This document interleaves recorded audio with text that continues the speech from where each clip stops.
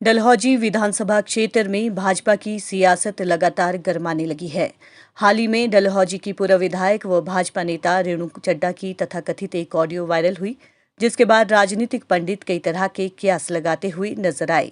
लेकिन इन सभी बातों को विराम देते हुए भाजपा की पूर्व विधायक रेणु चड्ढा ने अपने निवास स्थान डलहौजी में पत्रकार वार्ता के दौरान इस ऑडियो को झूठा करार दिया है।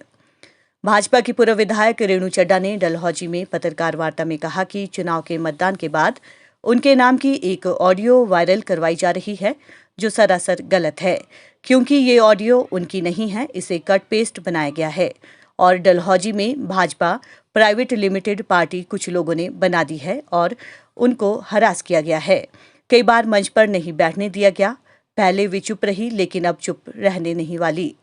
जिन लोगों ने उनके खिलाफ ये ऑडियो का षड्यंत्र रचा है, उनके खिलाफ वो मानहानि का मुकदमा दर्ज करवाएगी। उन्होंने कहा कि 2017 के विधानसभा चुनाव के बाद एक गुट ने पार्टी को प्राइवेट लिमिटेड पार्टी बना दिया है, जो अच्छे संकेत नहीं है।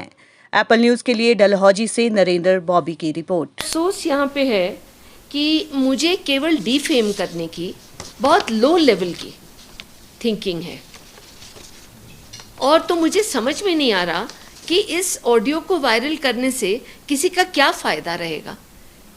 मेरे ख्याल से तो कोई फ़ायदा नहीं रहने वाला किसी को भी।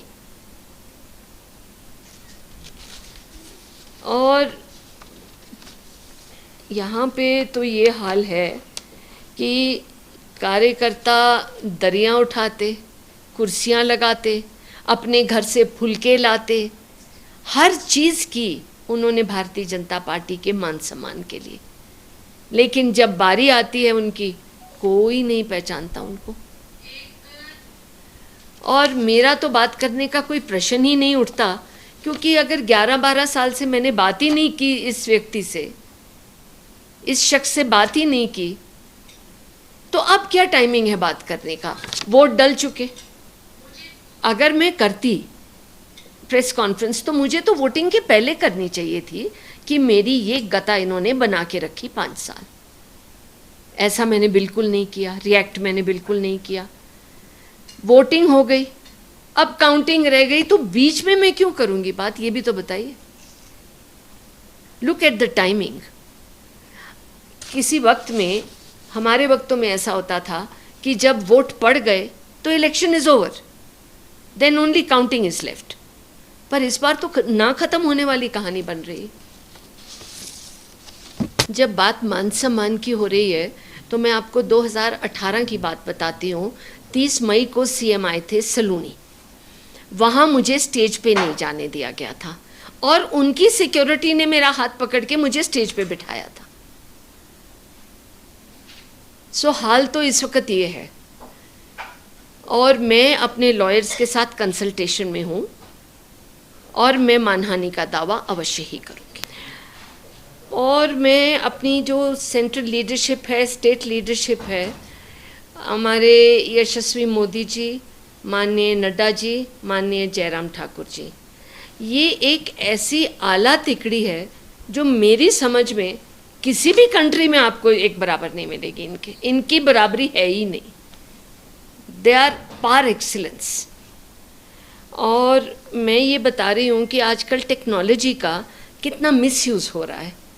यूज़फुल तो टेक्नोलॉजी ज़रूर रहती है, लेकिन इस केस में आप रियलाइज़ करते हैं कि बहुत ही नुकसान हुआ है।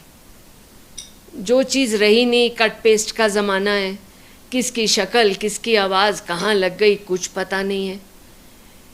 और अफसोस ये है कि जो लोकल लीडरशिप है, मैं लोकल की बात कर रही हूँ, अपनी कॉन्स्टिट्यूएंसी की, बाकी किसी की नहीं, डलहौजी कॉन्स्टिट्यूएंसी की, कुछ ऐसा इस वक्त होड़ लगी हुई है कि किसी तरीके एक प्राइवेट लिमिटेड कंपनी बन जाए भारतीय जनता पार्टी डलहौजी की।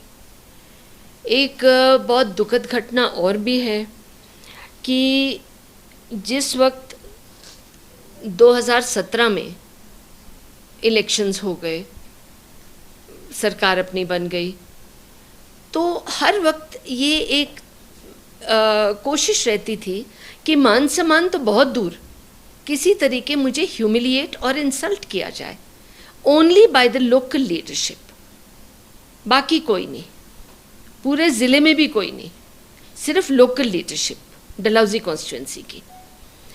सो अफसोस के साथ साथ एक इंसान की स्पिरिट ये कहती है कि रिएक्ट करना चाहिए।